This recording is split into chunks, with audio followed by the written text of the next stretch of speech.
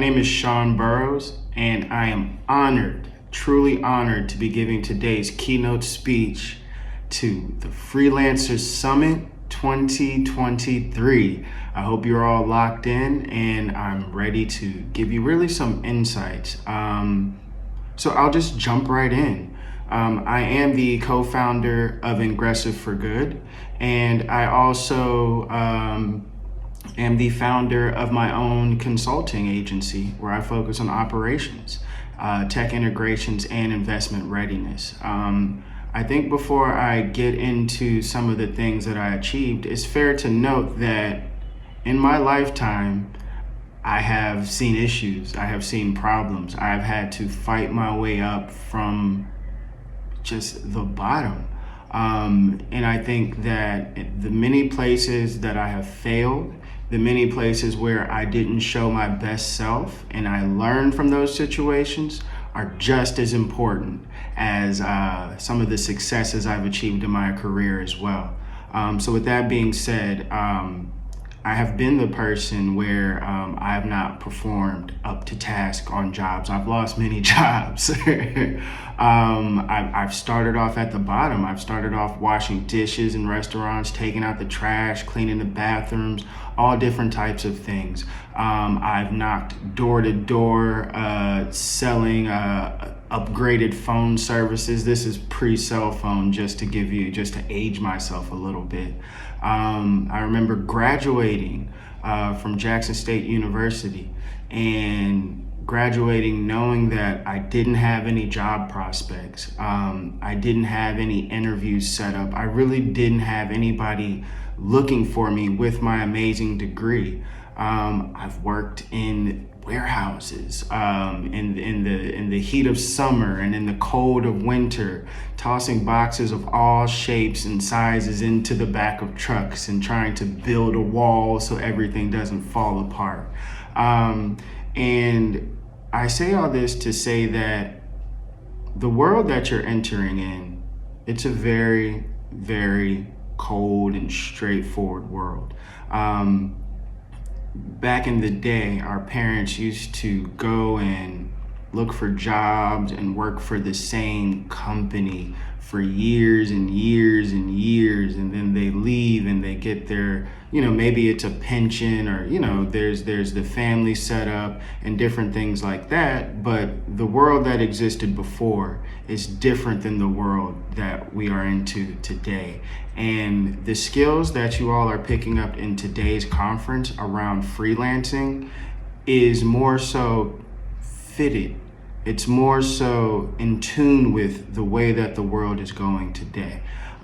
So again, I look forward to giving you a few tips, tricks, and insights from what I've been able to go through and what I've been able to recover from, what I've been able to build a platform and a foundation on and grow success from. So again, I'm really happy to be here. I am the founder of Ingressive For Good. And for those of you that don't know, Ingressive For Good is focused on increasing the earning power of African youth who are passionate about a career in technology. We focus on technical skills training. We focus on micro scholarships, which is getting laptops and tools to the people that need it the most. And we also focus on preparing people for job placement, which involves a lot of different steps. Throughout this process, what we're really big on is building a community around learning and getting that job you need, because we got bills to pay. Trust me. On my personal venture, what I focus on is operations. But my general goal, and even across both the companies, what I'm passionate about is building an economic bridge between Africa and the diaspora. That's why I'm really proud of what AfroBlocks has been able to accomplish, and their focus on really investing and creating opportunities for African talent to find opportunities to get paid, to get money. So yes, we're aligned there. The theme for today that I want to get into is that, and we all need to understand this and we all need to agree, is that the world needs your talent. Say it again with me. The world needs your talent. just to give you a bit of a history lesson, the African continent has been one of the largest suppliers of talent for the entire world for hundreds of years. And this has taken place in many different ways. You have around 700 AD where Africans came as conquerors, but moved into the European continent, and they brought their talent. They brought the way that they understood agriculture, and they taught this to Europe, pulled them out of the dark ages with these lessons, but taught them about agriculture, taught them about hygiene, taught them about so many different things regarding politics, all different types of things. And even today, when you go and you look at the European continent, you can still see the fingerprint that was left on the European continent. When you go to Spain, for example, if you look at the architecture, if you look at the fact that there are thousands and thousands of words that are still left within their language from those thousands of years ago, it shows you the potential, and it shows you what happens when African talent goes places and moves there with intent and with purpose. It worked at the national level or at the international level all those thousands of or hundreds of years ago. The same thing is true today. And there's also a side effect for when you are letting the market dictate your terms, when you are letting the job market kind of direct you and move you into all these different directions, because you're coming from a place of need, of what do you call it? Desire, even desperation in many ways. And this is what happened a long time ago with, around the 1500s. A lot of people from the African continent were removed against their will and shipped all over the world.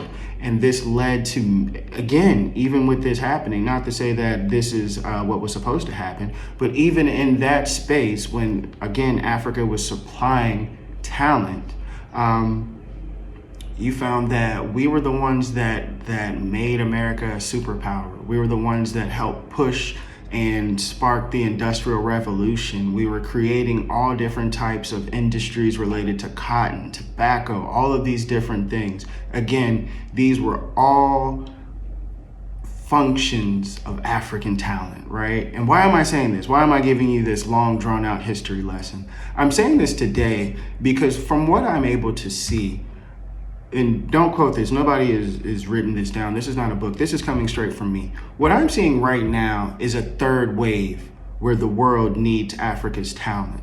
And we can approach this situation both as a group, as a community, and as individuals. We can approach this from the perspective of take me, this singular person, I'll do with anything, I'll do whatever. Or we can really, really look at what the market dictates. And we can go out as people who understand what we want, who are creating our terms and are able to sell and push those terms. I know in a market where people are not necessarily, well, let's just be honest. There's a lot of employment. There's a lot of people who are looking for jobs, and what you won't do, somebody else will. So it makes it hard to say, this is what I want to do, take it or leave it.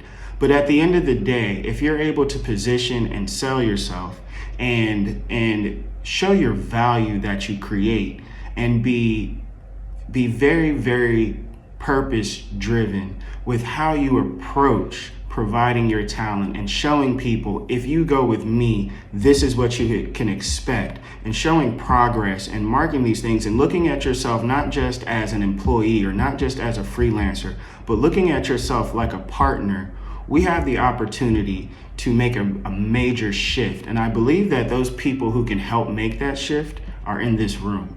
So with that being said, we have to look at what's going on now in the world. So in the world, a lot of the developed places that we're interested in going, those places are becoming older. They are finding that they have more people dying than people are being born. So they're looking feverishly to find talent from any and everywhere they can find it. And this is why you see a lot of people requesting talent from the African continent.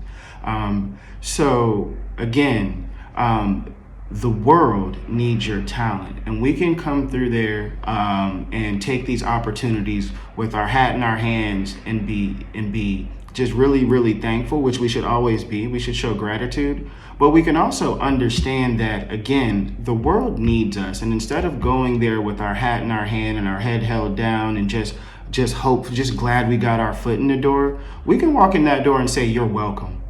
You're welcome. I brought you my talent. I brought you something that you needed. I brought you something. I'm bringing something that the world needs right now.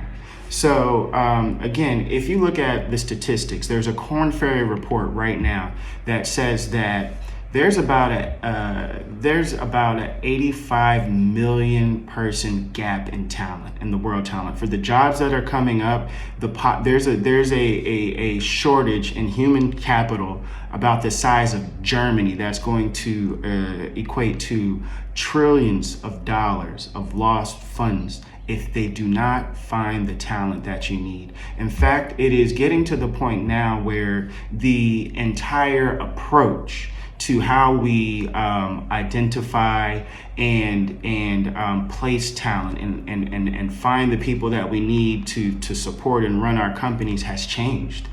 There is a report by CoderPad, their tech hiring survey, where they surveyed about, I believe it was 14,000 companies. And what we were able to find is that they're shifting away from things as simple as CVs. They're looking away from things like 4-year degrees and whatnot. And they're looking at basically, they're taking people who have graduated from boot camps, who are getting online certifications and different things like that. And what they're doing now, as opposed to looking at these pieces of paper and making these assumptions, is they want to see the work. They want you to prove to them that you understand how to do the job and that you can execute at a high level. Critical thinking, problem solving. These are major things that you want to show progress within the projects that you're working on. They want to understand that you're able to learn and you're able to execute the things that are assigned to you. So one of the major things you need to do when it comes to finding that job, landing those clients, is show your work. Build out your portfolio. Focus in on it can be volunteer roles. It can be any number of different things. But again, what you need to do now is focus on showing your work. The freelancer economy, or the gig economy as they call it, it's not going anywhere, because let's just understand specifically what we're encountering here. As a freelancer, the people who are hiring you, instead of having to pay a salary, have somebody where they have to pay benefits, develop them, and do all of these different things, they've decided to cut that part short and go straight for buying the product or service they need to make it to the next step. If you're able to show them that you have the skills, you have the history, you have the ability to be able to provide them with the services that they need, then you're their person. You're the one that they're looking for. Again, so this is you being able to show your profile. This is looking at, some people are building websites that are dedicated to what they achieve and what they're passionate about. LinkedIn and other social media platforms, but especially LinkedIn, is a major platform that allows you to show exactly what it is that you can do, where you have worked, what your experience is. You're able to post content and different things like that, where you're able to position yourself as a thought leader in your own space. You're able now, with the tools, with the YouTubes, with the Instagrams, with the LinkedIns, again, as I've mentioned, all of these different things are able to position you to be able to put your best foot forward and show them what you got. And in that space, sometimes you get close to the finish line and you start feeling like, maybe I'm not enough. you start encountering what we call imposter syndrome. And I've written an article about this. Hopefully you guys can look it up and find it. Maybe they'll share it with you, or you can reach out to me. But with imposter syndrome, there's this driving feeling that you're not where you're supposed to be. And I've always said, if you find yourself in the room, you deserve to be there. If you find yourself in the conversation, you're allowed to speak. You're allowed to put your best foot forward. You're allowed to show them what you are. And for me, and I really want to get into this because I feel like it's oftentimes fear and the negative voices that you have in your head that stop you from going and getting those contracts that you deserve, going and landing those clients and delivering at your top ability. You're no longer going there saying, I know what I'm doing, even though I have to ask questions and maybe I have to depend on mentors in my community, but I know what I'm doing. I know I can get this answer. I know I can get this thing done. And again, when you have imposter syndrome, when you have that dark cloud hanging over your head, it stops you from being that creative self that you are. It stops you from being able to find those solutions that you would be able to if you had a clear mind. So with that being said, for me, I always like to address this. I'm consistently addressing it. If you yourself want to defeat that feeling, remove that cloud over your head, there are really 3 steps that I deploy. And those 3 steps are quite simply put, stop putting people on pedestals, have a clear vision of your success, and prepare for the moment. All right? And in doing those things, you're going to find the best version of yourself when you're having the conversations that really matter. Because again, let's look at this. Putting people on a pedestal. When you're in the room with some of these high-level people, or you're talking to the person that's interviewing you, the person that's trying to determine whether or not you can work with their company, sometimes you forget that they're a person just like you. They have problems, they have issues, they have strengths, they also have weaknesses. Sometimes you don't exactly know what people have had to do to get to where they are. And if you did, maybe you wouldn't put them on such a high pedestal. So again, look at everybody eye to eye. Now give everybody the respect that their position and whatnot deserves. But again, just realize that they're a human being just like you. And if you can tap into that, that allows you to build rapport, build a relationship, and have those conversations that really start to show your soft skills. On the other side, start having a clear vision of your success. When you get in front of people and you're talking to them about what you can do, it helps that conversation when you know you've put in the work.